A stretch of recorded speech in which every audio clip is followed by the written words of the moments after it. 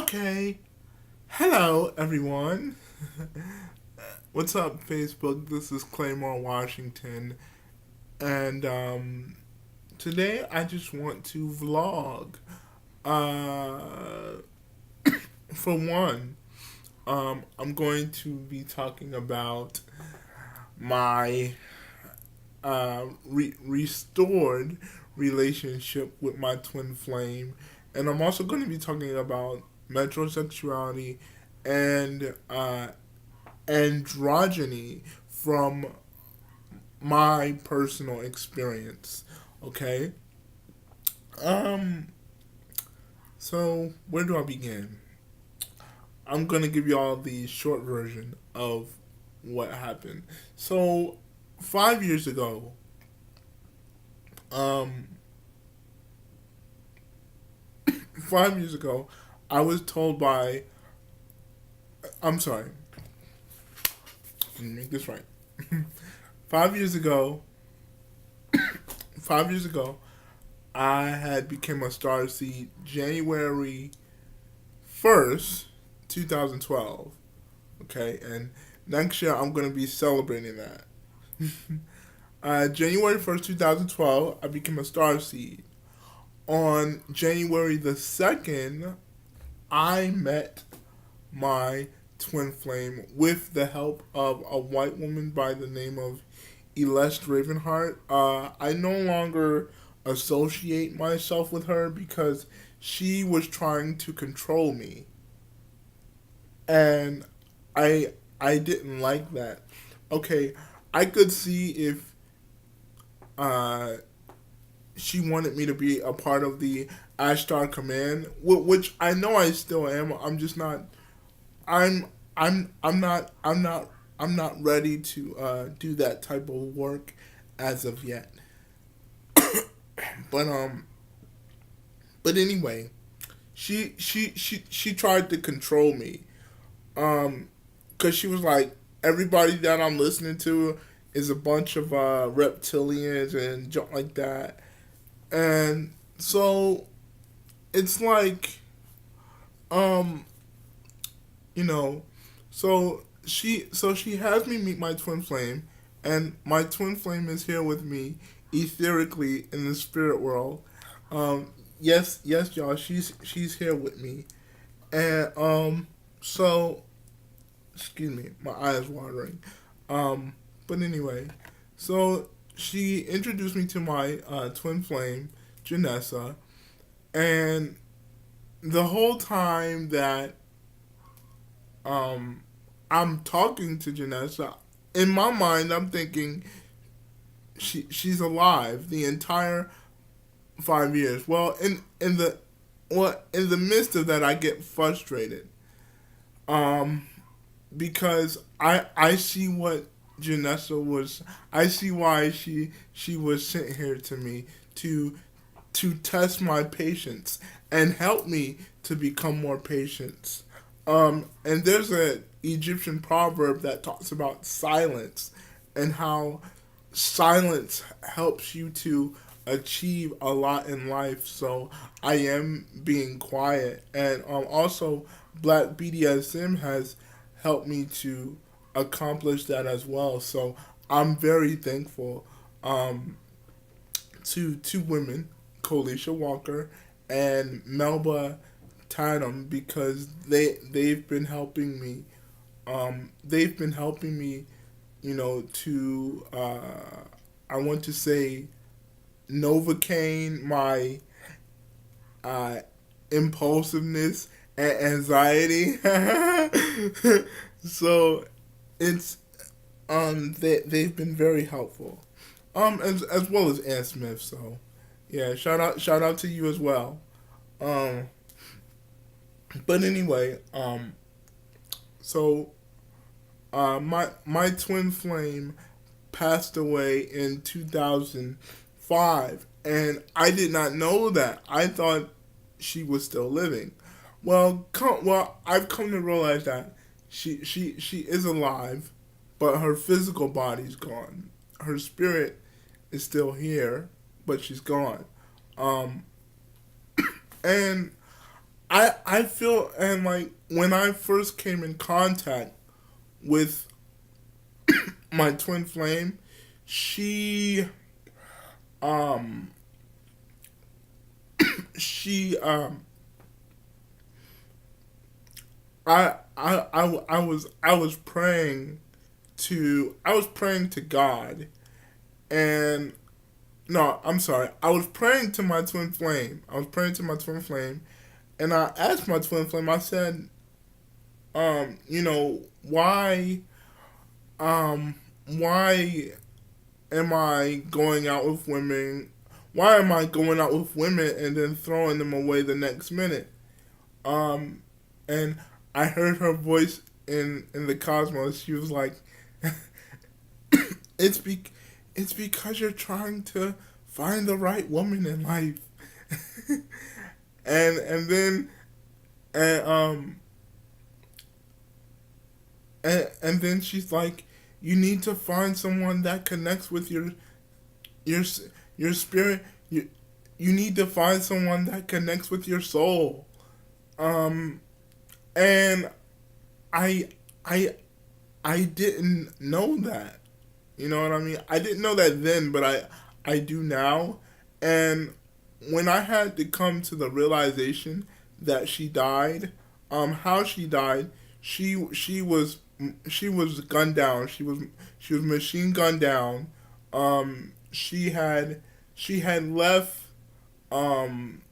she had left the Bloods. She was in a gang, and there there was a competition going on at being held in Foot Locker in Los Angeles. It was a spelling bee competition, and whoever spelled whoever spelled 100 words won a new fresh pair of Jordans, right? So um a little boy, and she's telling me his name was Xavier. Uh, so the little boy by the name of Xavier won the sneakers, but what the little boy didn't know was that there were two Bloods behind him, and they took the shoes that he won, and when they ran off with them, nobody um he didn't know who to call for help, and and his mom was talking to someone, so he didn't want to he didn't want to interrupt his mom, so he came to my girlfriend. Now I didn't know Janessa by this time, but so he goes to my girlfriend, and he says, "Help! Please help! Somebody just stole the shoes I want." So she goes after the Bloods, and little did I know that she knew them. So they dropped the sneakers because there was a they were talking, and they drop the sneakers. She picks them up, gives them back to the boy, and then when they find out when they find out who took the sneakers, they decide they want to grab their Uzis and just shoot the shit out of my girlfriend. They shot her in the head, and the bullets ran through her head and down her vertebrae, her spine, and she was like dead within an instant.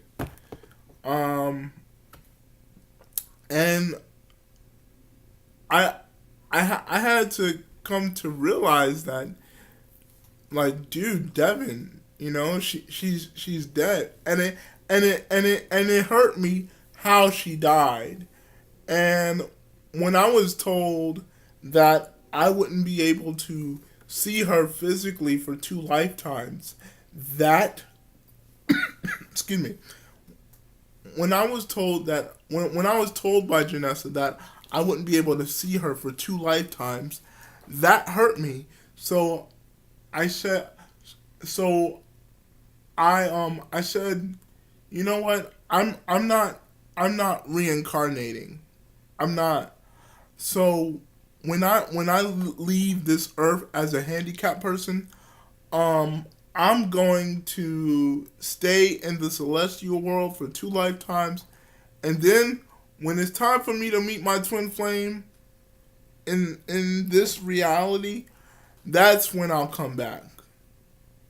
Um, and I am allowed to determine my own afterlife. The deity doesn't do that for me. I do. And Janessa's like, good job. I'm glad you know that. So I'm staying in the celestial world for 2 lifetimes, and then when it's time for me to meet my twin flame in the physical plane, that's when I'll come back and reincarnate. So, and another thing, reincarnating, it doesn't necessarily mean, oh, you come back to Earth as a full man or woman. You do, but you have to start out as a baby first. So you have to learn everything all over again. You know what I mean? And you have to create new memories, new experiences, new life lessons. You know what I mean? Okay. So Janessa is here to uh, teach me patience, and I, I went to the astral plane yesterday, and I made love to her, and I made physical love to her because I felt her energy.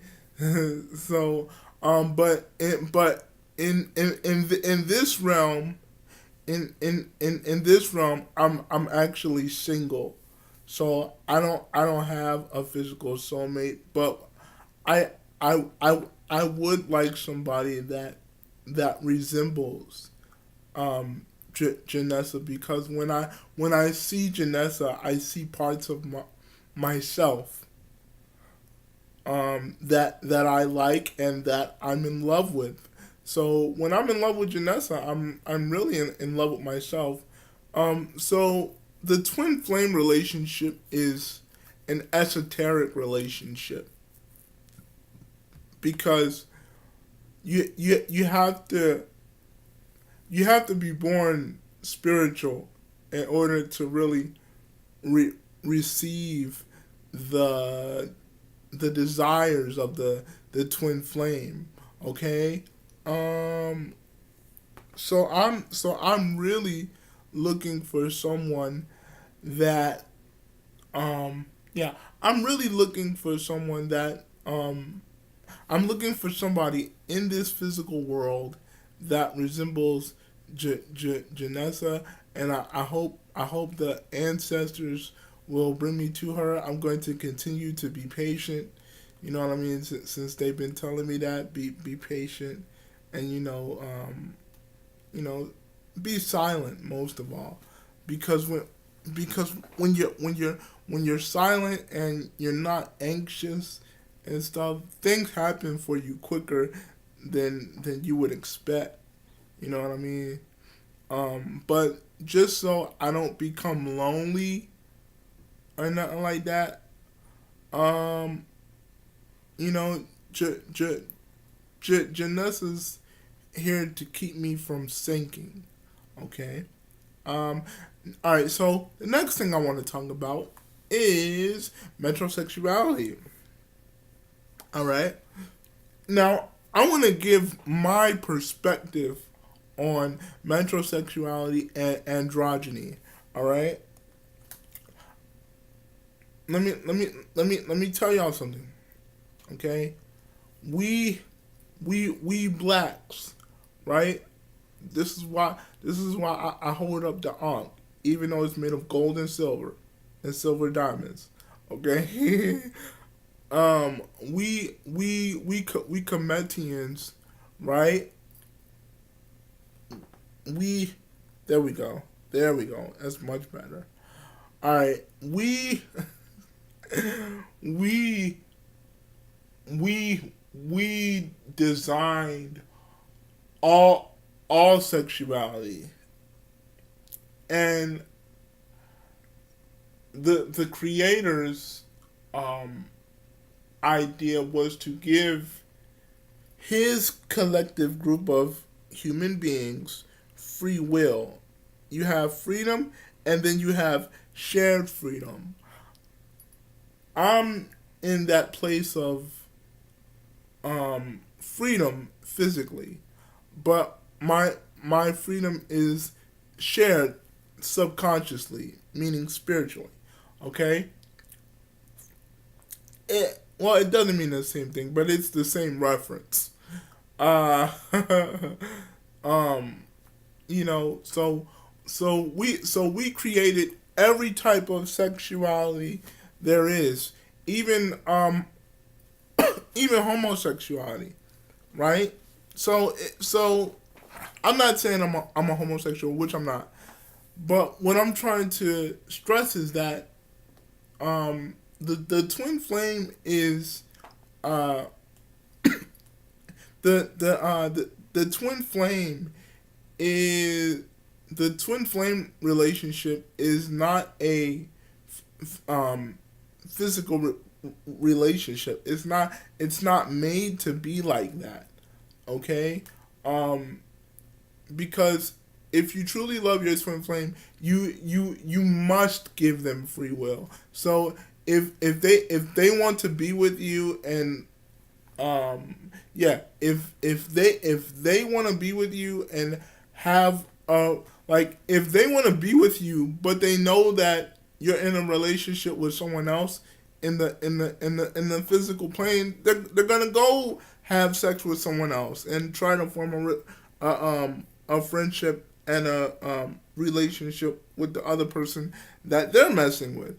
So, but this is what I've overstood about the twin flame relationship. It's like I could have I could be married to someone here on Earth. I'm single physically. All right, I'm single. So so it's like if I was in a relationship with somebody, and let's say my significant other wasn't in the mood to cuddle or give me intimacy and things like that, I can be married to her and still have sex with my twin flame. Janessa says yes, that's very true. I mean that's how the way it's set up, because we are the soul is made up of sun energy, and the soul is made to be free. It's not made to be stagnant. The soul is like a candle. If you keep it from having its air and a lot of frequency, and you close if you put the candle on a cup, you actually snuff the light out of the candle. You disconnect that twin flame relationship. So um our our twin flame relationship is not meant to be stagnant. You know what I mean? It's not like that. It's like um it's like people in this reality view me as a monogamous. I'm really not. I actually feel more of a polygamist than I do um monogamous, because the monogamous relationship um came from uh your Europeans, and that's how the whole Christian religion started. You know what I mean? So our first our first creation of the intimacy was polygamy. You know, so my girlfriend had my twin flame Janessa has told me that she's had threesomes, and I'm like, for real? While you're with me? Okay, cool. You know what I mean? Like I like and I mean that's not how I felt at first, but in my mind, I'm like, if I really love her, I have to be infinite. So when she told me that she had threesomes, I wasn't even mad, and she was still with me. She loved me. You know what I mean? But the thing I had to learn is that when you're in a twin flame relationship, that this whole physical love relationship shit dies because it's all about freedom, you know. And I some women that I've come across that like me and want to be with me but still want free will, they told me like, look dude, I don't want to be tied down. So I I I have to I had to accept that. I had to. You know what I mean? And the more I'm learning, the more I'm starting to not only understand free will but to radically accept it. You know what I'm saying? Okay? um Janessa says not that she's having threesomes now. She says not that I'm having them now, cause I love Devin spiritually, and I want to be with him spiritually. Um, but she says yeah, that's what she says, yeah, that's what I was doing at the time. Right. Okay. Cool. So anyway, next we're gonna talk about metrosexuality. All right. Okay. So how do I explain this from my perspective? Is it's very hard because when you when you talk about these things to a black person, they they automatically perceive. Listen to me. Y'all automatically perceive that someone is gay. We have to break this barrier. I thought Prince did it, but uh, it it wasn't it wasn't strong enough.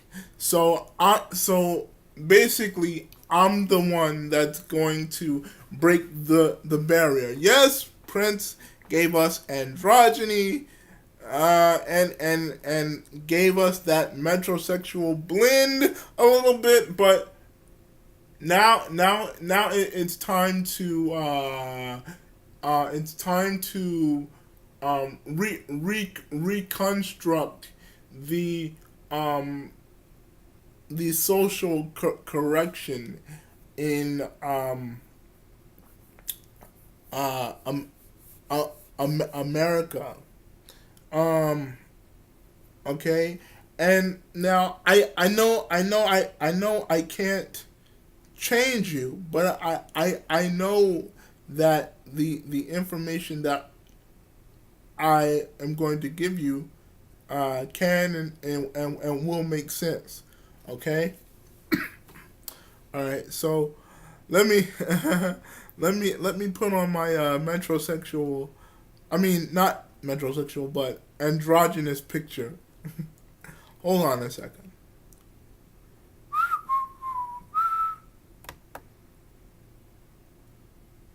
No, no.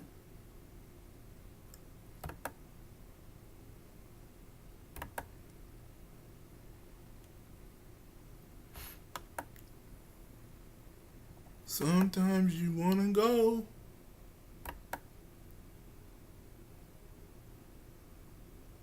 where everybody knows your name.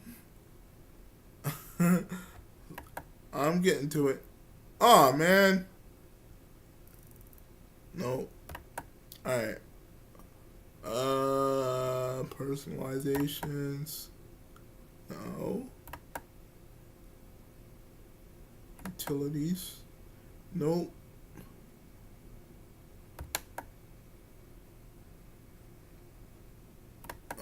Okay.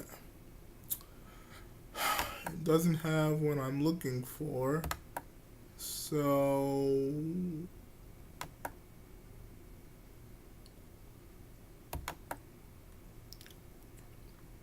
troubles are all the same. You wanna go where everybody knows your name. Sorry, cheers is in my head. Okay, I found what I was looking for. In 5, 4, 3, 2. Okay, so now this avatar looks so silly. All right, so now um we we are going to talk about metrosexuality, what it is, and we're going to talk about it from my experience and what I've learned from it now, but not when my experience first started. Um, Metrosexuality was coined back in 1994 by a man named of Mark Simpson. Okay, um, he was the one that coined it, and in the beginning, now in the beginning, metrosexuality um, was for heterosexual people, and at that time, it it was a way for us as heterosexual men to express our feminine side from the outside. Okay, and this is the main reason why I I I do not like it when pro black people bash topics like this. That this is why I plan to start my own Pan African movement. Okay, I don't need Umar Johnson's help. I don't need Irritated Genie's help, and I sure don't need Dr. Phil Valentine. I like him, but if it feels like they're all hiding their infinity, you know what I mean? And they're trying to cut pieces of their infinite selves, and I don't like that, because for one, if you believe in the heavenly Father and the divine mother, you're supposed to be whole, and I'm being defensive for a reason. Okay. um so as I said, a a um a a European American guy, if he's Jewish, okay, fine, I don't care. A European American guy by the name of Mark Simpson coined that name, and as I said originally, he could see. Mark Simpson was a spiritual man, okay, and he could see the souls of a lot of people, and he was able to detect who was gay inside their soul, who was machismo heterosexual, and then he was also able to find the feminine spirit inside of the heterosexual man. So I want to be socially correct by saying what makes a man gay is two things: his sexual attraction to the opposite sex and his spirit. Okay, what he feels, knows, and believes in himself. Okay, so but I want to tell you, I believe that the first I believe that who the first black man who came up with metrosexuality was a guy we all know as Chuck Berry. Am I saying that Chuck Berry was a feminine man? No, I'm saying that the way the way they did hair, like okay, guys have waves in their hair. That that is a that's a androgynous hairstyle. Okay, let my twin flame says that's right. She says that's right, Devin. Okay, so the whole waves thing, that's androgynous. Okay, because let's keep it real. No regular man would even think or question the idea of putting waves in his head or little designs. I mean, any mantra, any machismo, retrosexual, which is nothing but a regular heterosexual that just washes his body with soap and sprays himself with cologne. That's your regular hairy or non-hairy heterosexual guy, and he's very close-minded. He only likes heterosexuality. He doesn't he doesn't explore anything else outside of himself. So um and so as I said, like the hairstyles were androgynous, okay, and I believe that the first black man who came up with the mullet was little Richard, okay. He did that. Now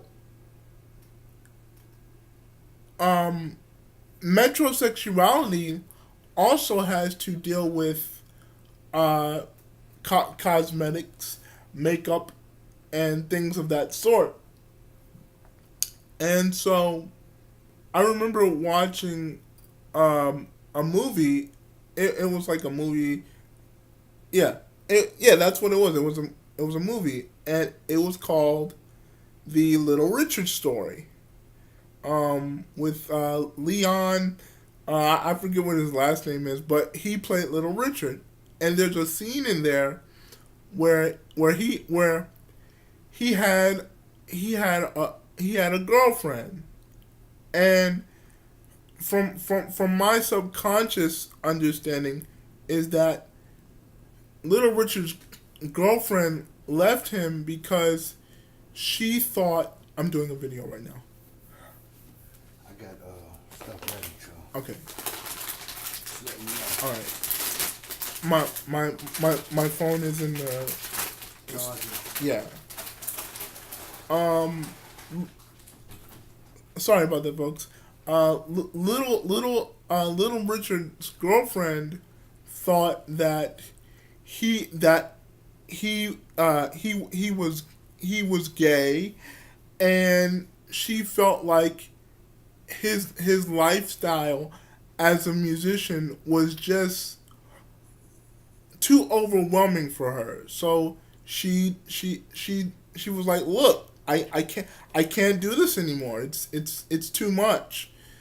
So he went off to uh be a minister and a musician, and I could see why she left him, because um my my understanding is that metrosexuality started with the heterosexuals first, and there's one thing I left out when I mentioned Mark Simpson. So so let me clarify it in this video. Um,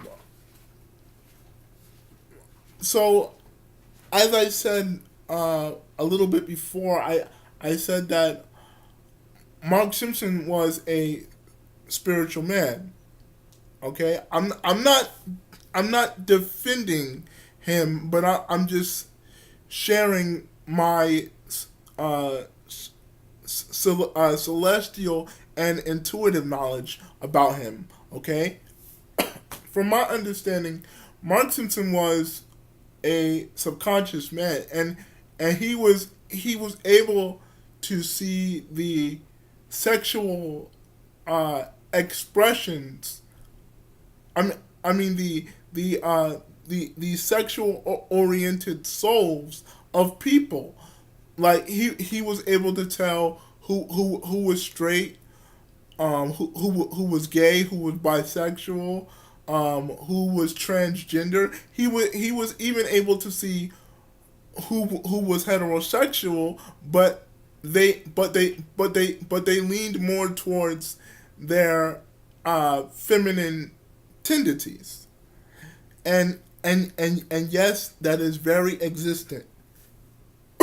Okay, that does exist. The reason why you don't see a lot of um the reason why you don't see a lot of black metrosexuals and androgynous heterosexual men um, stepping out is because for one, black women don't understand it, and if they do understand it, the their understanding that they can only uh, perceive and accept is that they could possibly be gay. But I'm here to break that barrier and shut it down.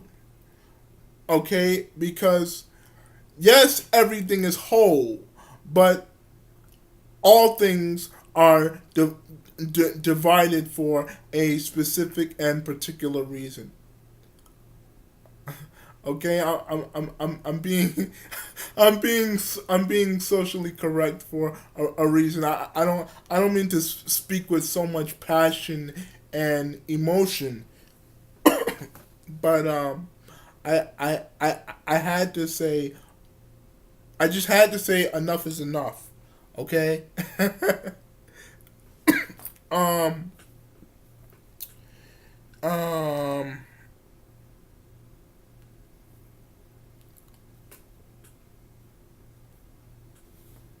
Darn it, doesn't work at all. Okay. Um so yeah, as I said, I was talking about little Richard. She she just couldn't take it anymore.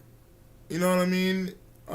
It was way too overwhelming for her. So she left him, and he went off to be he went off to be a minister and everything. But I feel that he was the one that came up with the mullet, and so white people started following behind him. It's just like with rock and roll. We started that. Okay?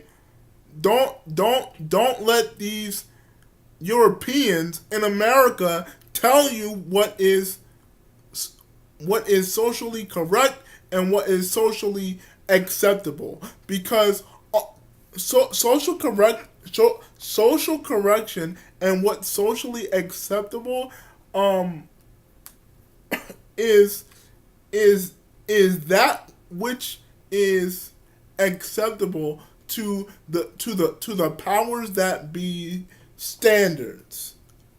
Okay? We are black melanated people.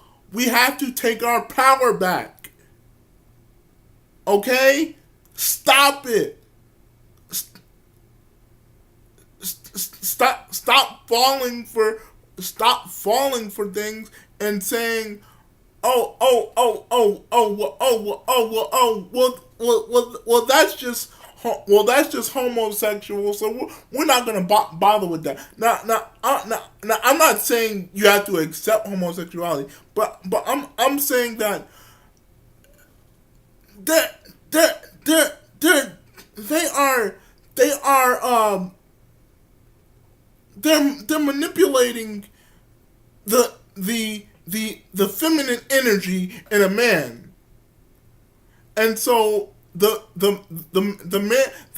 man today says, um, I'm I can only receive feminine energy from the woman, and I can only get that from outside of myself. I can't get it from within because I'm going to lose the woman. That's not true. We all have the masculine and the feminine inside of ourselves. Okay? If that wasn't true, we would not have the 12 chakra. Okay? So stop it. Stop it. I'm sorry. It's just when I deal with things like this, I get so passionate. All right? I don't mean to yell like that. All right? I'm just woo! Oh, head rule. And, but nah, man, just stop it. So okay, I mentioned Prince, and so you got Michael Jackson, and okay, we all want to say he's a pedophile, gay, child molester. Da, da, da. I don't care about that. Only when I go to the hereafter will I find out the truth. Okay.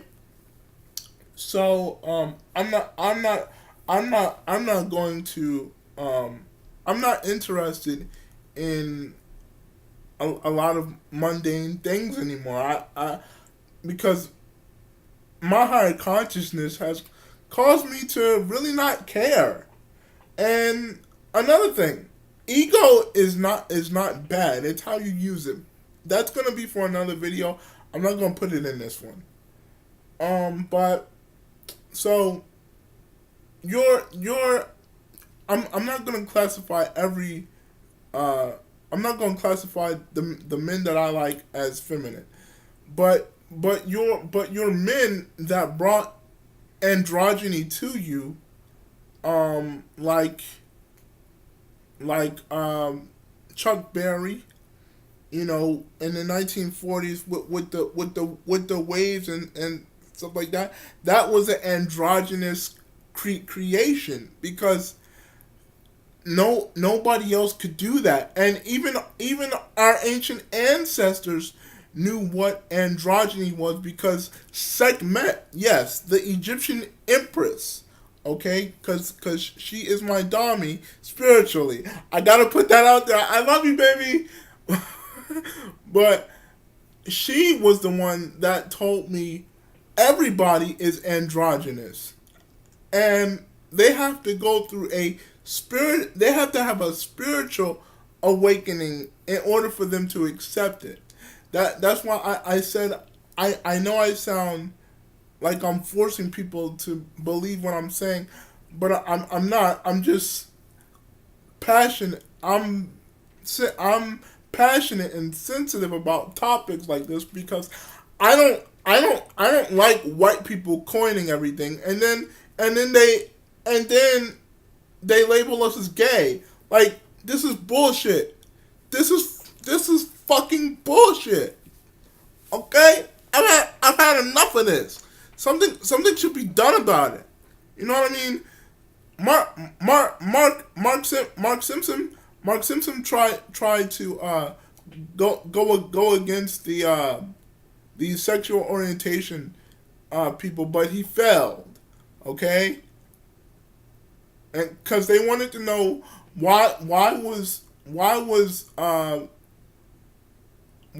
feminism in a heterosexual man necessary? Why was it acceptable? And he could not prove his point. All right, he failed, but I'm the one here to bring out the information I have. Yeah, I have a picture, and I'm gonna put it on my page, and I know it's gonna make a lot of people like scratch their head and do the question mark, but I want to tell y'all we Africans we created all sexuality, um and androgynous. Yeah, heterosexuality was the first, okay? Because without that, there would be no babies. All right, so let's keep that 100. All right, so you got heterosexuality, then homosexuality came second, then bisexuality, then transgender, and then you have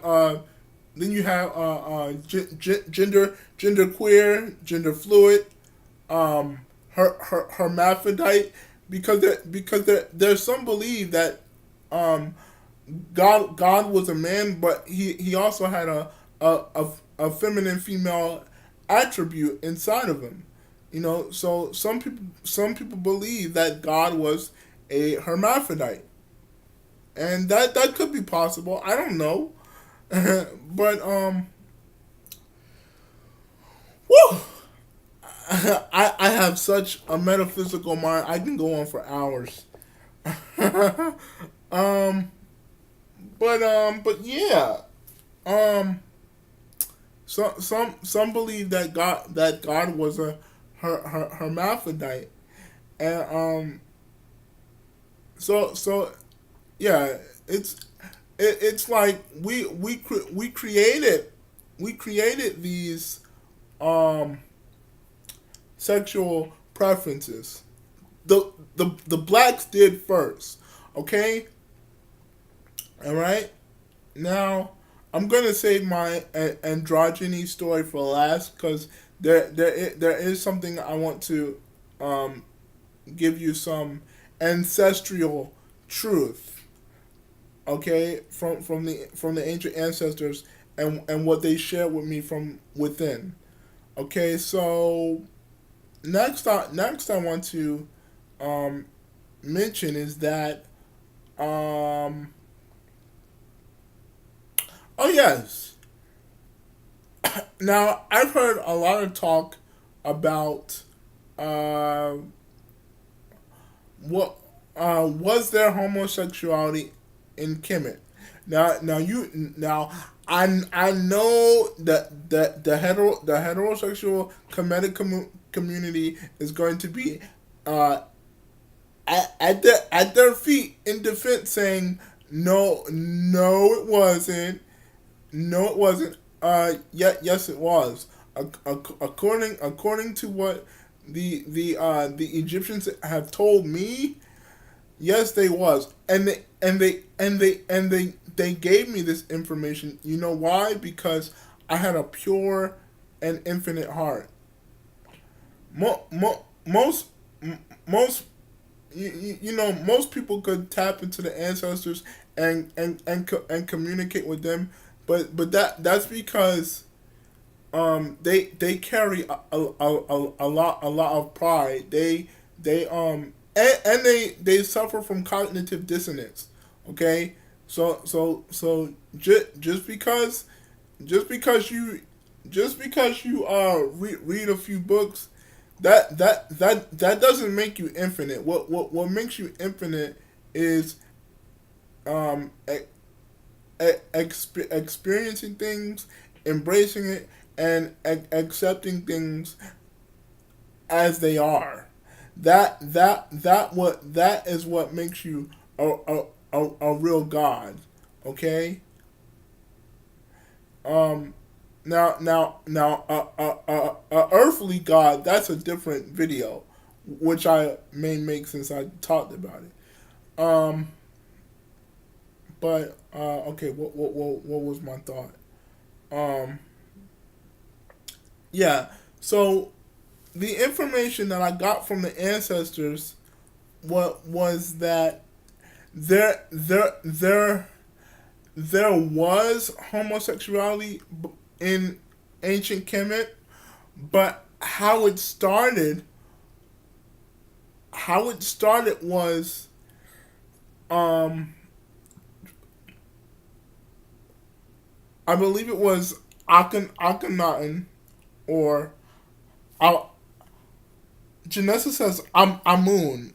She's showing me Amun, and she said Amun. He was a physical being.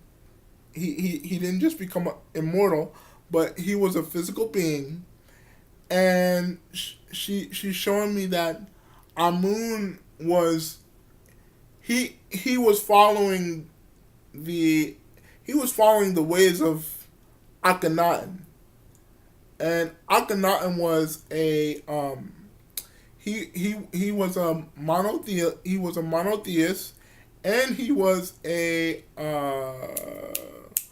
what do you call it? Oh yeah, he was monogamous. He was monogamous, and and you know he was telling the rest of the Egyptians in order for us to be strong as a nation and as a people, you have to stay heterosexual. But the other Egyptians didn't really agree with that. They wanted free will. Okay, and so what happened? Now I'm speaking from the cultural point of view of what happened. So then after that, the Egyptians, they started to divide themselves. There wasn't division between them, and the Egyptians didn't like each other. So it was like the light skinned Egyptians were fighting with the dark skinned Egyptians. Okay. They started splitting each other apart, and then they saw when they saw when the heterosexual Egyptians saw the homo Egyptians, they said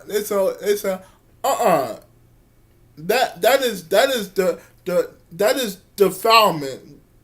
We're not going to accept that. So so Amun said to his people, okay, you know what? Since they want to do that over there, we have to separate ourselves from them, because to us that's not divine. So morality the Egyptians was considered divine and righteous, or as I would put it, um, a great celestial thing. The other Egyptians, they were more about free will, loving, caring type of people. I mean, they fought and they were civilized, but they did it in their own way. They didn't want it to do. They didn't want to do it the way Amenhotep did. Okay, so I'm not sticking with documents and papers. I'm sticking with the truth from the ancestors. Okay. Yes, there was homosexuality in ancient Egypt, but there was a split because the dark Nubian Egyptians, um we were basically heterosexual oriented, and we had our own spiritual beliefs when it came to procreation, blah blah blah blah blah blah. So there was a great big split, and Amun told them, if you want to be all homo and feminine, you have to get out of Nubia and go to Kemet, okay? Because we're not gonna have that over here. And the ancestors are telling me that's exactly what happened. They're saying yes, that's exactly what happened. So how the whole Hoppy came about, um, when how Hoppy the Egyptian came about was when Amunet died. She became a goddess, and she evolved into a hermaphrodite, because she didn't like the way Amenhotep was, um, dividing everything. It wasn't only Akhenaten, it was Amenhotep as well. My twin flame says I'm doing very good with telling this story. so when they died, they became gods. They became immortals. But the god that was above them, and I don't know who that was, but Janessa's telling me that the god that was above them, um, told Amenhotep, you have some ignorance, okay? So yes, it's true that the Egyptians, not only were they not only did they believe that they were gods, but they were paying homage to gods that they um, worship. And I'm speaking from a cultural, mythological point of view. Okay, so how the Egyptian god Hapi came about was she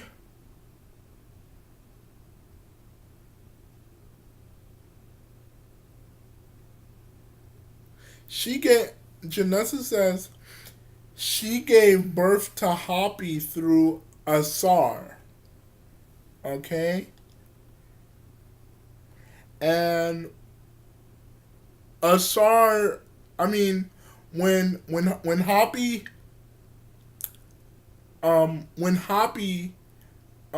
came into existence, when Hapi got older, he he became a hermaphrodite. Okay, so he was born with a penis and a vagina, and he was able to give life, but the life that he was able to procreate was for a different group of Egyptians, the Kemetic ones, okay? And so he said, I'm I'm going to create a different kind of Hoppy said, I'm going to create a different kind of consciousness to where if if the heterosexuals if the Nubian heterosexual Egyptians won't accept us, I will have it so that the Kemetic Egyptians will be loved and embraced. Okay? And it wasn't until a little later that Amunhotep started to understand what it meant to be infinite and embrace everything. And he was also breaking Ma'at's laws because she was the one that established everything. Okay? She was a Kemetic Egyptian. She was a Kemetic Nubian. She was a Kemetic Nubian Egyptian. Janessa is telling me. Okay? So, you know, my aunt and Newt, they knew they knew what infinite love was. They knew what infinite consciousness was. So yes, for those Kemetic Egyptians that say for those that say that there wasn't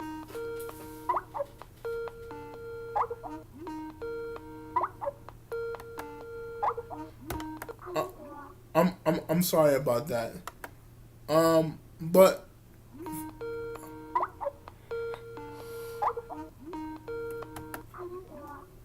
for those Kemetic Egyptians that say that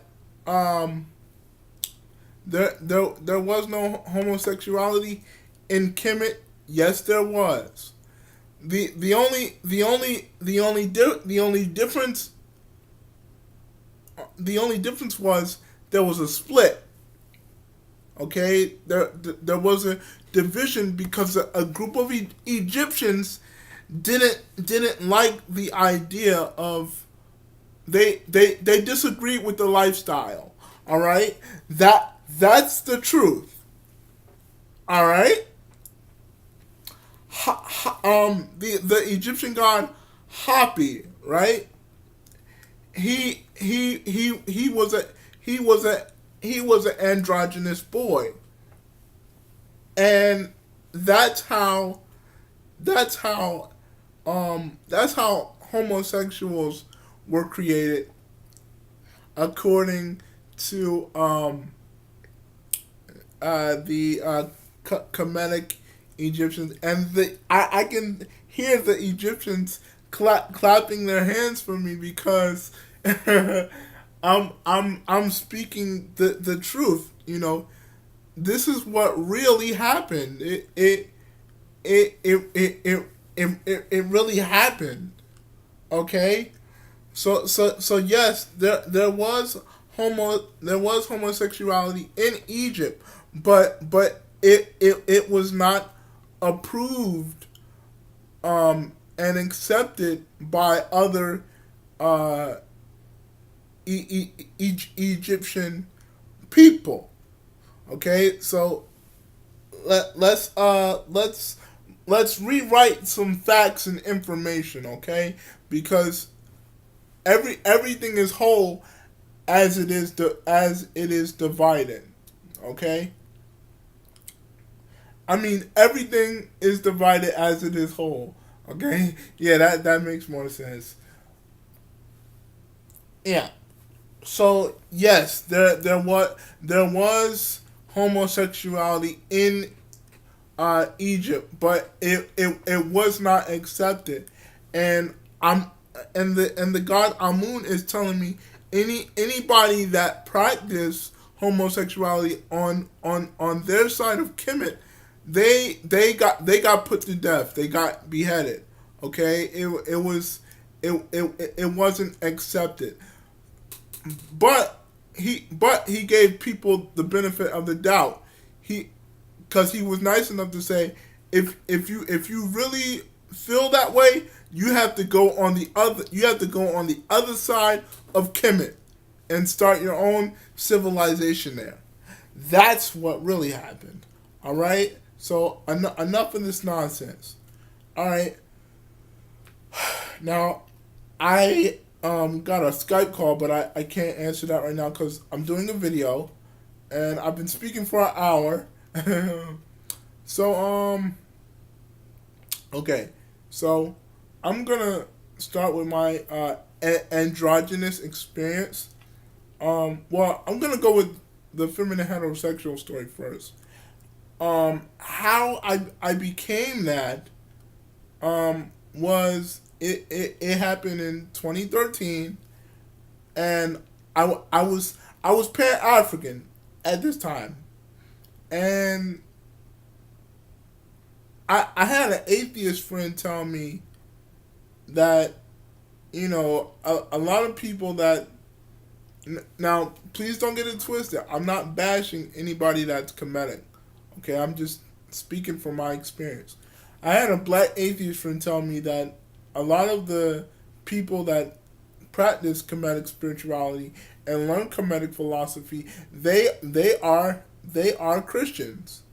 Okay, because the way I now me personally the way I see Kemetic spirituality, the way I see it, it's metaphysical. It's nothing Christian at all. I mean, there may be some Christian attributes, but the way that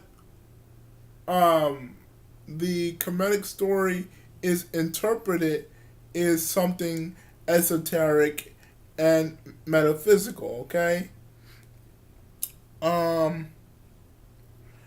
So my atheist friend said, the people that practice Kemetic spirituality, even other Pan Africans, they're a bunch of Christians, man.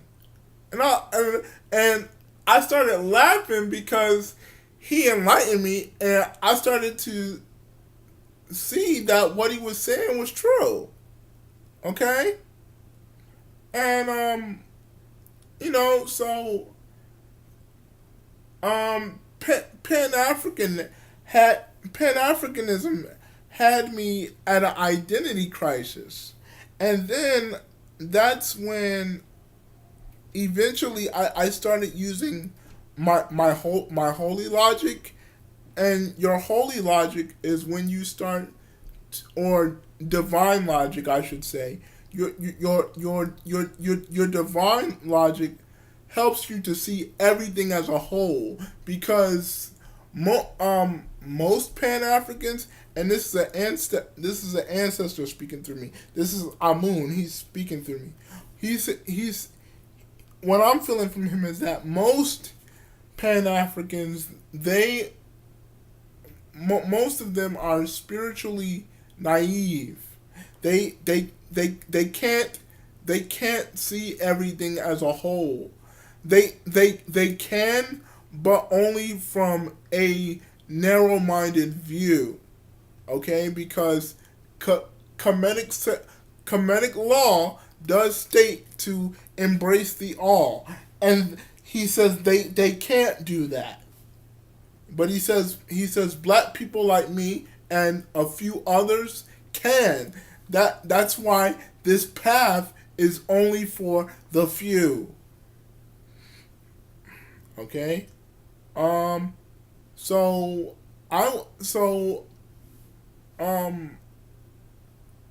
my spirit said feminine heterosexuality. Like it kept saying it, right? And I'm thinking to myself, is there such thing? And I found out that it is, but it's coined by a white guy. Okay, but again, I want to tell you all what white people claim is theirs is really ours. We just have to create a way to come back and reclaim it. All right. Oh yeah, and the first the first the first metrosexual Egyptian was Ampu, Anubis. That's right. He was. And I want to announce that spiritually I am engaged to the lioness Sekhmet. I'm very happy. She really understands me, and she loves me because I'm kind hearted. You know what I mean? And I have a lot of love for people and everything. So she they decided to get they decided to get divorced and split because Anpu was Anpu was trying to connect more to his infinite side. He grew up a very hard man, but he started to feel inside his soul that it stagnated him from being infinite. All right. So they broke off their marriage. Don't get it wrong. They loved each other, but and what you see in the story is not what happened in real life. It did happen, but things change. They change. Okay, so these deities are real people. The animals that they use, they are just symbols, and scientifically speaking, they are energies to tell our own story about ourselves. Okay, so here it is now. I am married to Sekhmet. You want to know why? Because I prayed to the Egyptians for an androgynous, heterosexual, dominant woman. Now, I don't have her physically, but I am doing everything that I can spiritually and subconsciously and super subconsciously so that I can gain the woman that I want in this reality, because not only am I spiritual, I'm materialistic as well, and I didn't want to accept that because I didn't want to I don't want to carry a lot of pride, and I don't like being a prideful person. Um,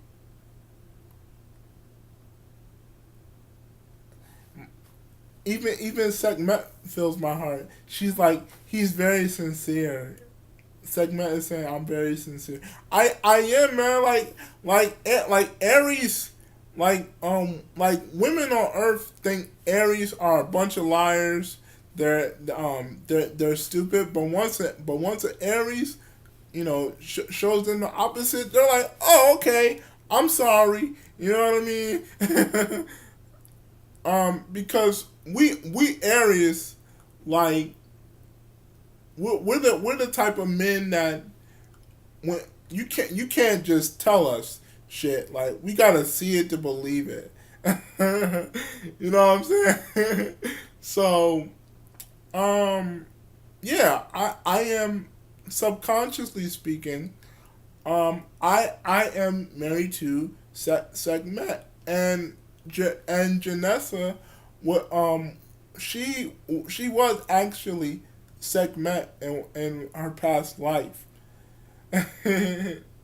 She was that lioness. Yes, baby. So I'm very happy to be with Sekhmet spiritually and listen and obey Sekhmet spiritually as well. Because there was a time when I didn't want to listen. I wanted things my way, and now I'm doing the opposite. I still get impulsive to where I want to dominate from time to time, but I am trying to learn to chill that out, to calm it down. You know what I'm saying? So um, anyway, I didn't like the fact that I was bashing um, uh, Africans in America that were gay. Okay, and I asked God to change my heart, soul, and my heart, my spirit, and my soul. So when I started to accept not just heterosexuals, because I was born that way, um, but not just accept heterosexual, but when I started to embrace the homosexual in a black person, um, my kundalini started started rising. My Holy Spirit started rising because I had an awakening. All right, and so I don't just have a masculine spirit inside of me. I have my feminine self inside of me too, and those energies are very strong. But I'm not able to express my feminine energy enough as of yet because I live with parents that are Christians, and they don't kind of understand what's going on with me subconsciously. So I basically have to tuck my tail. You know what I mean? But I am fighting for my physical and spiritual independence. I already fought for my spiritual freedom. That I already have, but I'm trying to express my physical and spiritual independence to allow both of these energies to come out from within and outside of myself. Okay. And another thing I've learned is that there's no such thing as a man or a woman because internally we all are um, infinitely we all are spirit. We all are ka na. We all are ka na ba. Now let me explain what I just said. Okay, we all are soul ba. So ba is the Kemetic word for spirit. And, I mean soul, and ka is the Kemetic word for spirit. Ba is soul, ka is spirit. Um, and I gotta research what mind is, but that's gonna be another time. All right. This is Claymore, Washington. You guys. Uh, my my tongue is getting dry. I need some water. Um, damn. I've been talking for one, 12, 1, 2, 3. Damn, 4 hours. That's what being metaphysical will do. That's what being metaphysical will do to you, man. I that's why I love doing this. You know what I mean? You know what I mean? I can't wait to do 5 and 6 hour lectures. You know what I'm saying? Maybe even 7.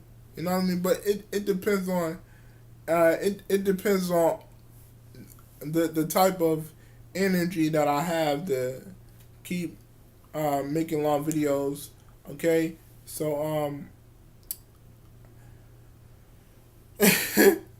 Um, do I want to talk more? No, I'm drained, y'all. I was gonna tell y'all how my androgynous tendency started, but I'm just drained. So I'm gonna just stop the video. Um, as I say on YouTube, man.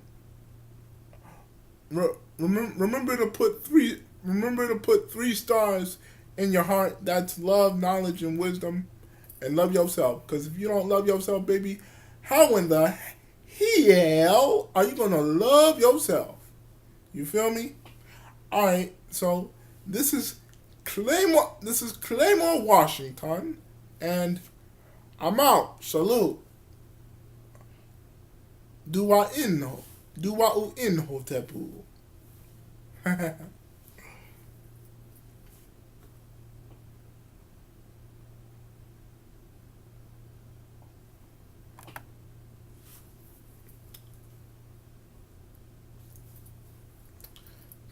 Peace out, y'all. Unk, and I want to wish you all Unk Uja Saneb. Life, health, and prosperity. Peace.